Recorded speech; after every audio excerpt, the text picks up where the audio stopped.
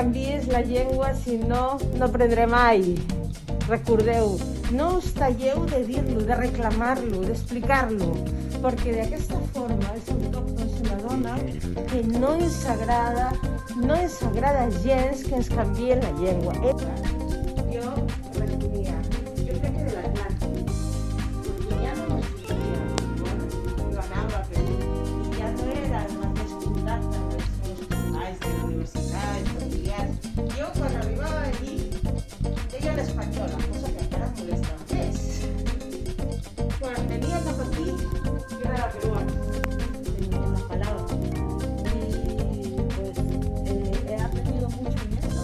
Y ahora trato de hablar un poco, aunque me cuesta. Sí, pero trato de luchar para poder aprender. Fantástico. ¿Cómo estás? Muchas gracias a ustedes. Hem marxat al final per progressar. La paraula que ens uneix quan marxem és progrés.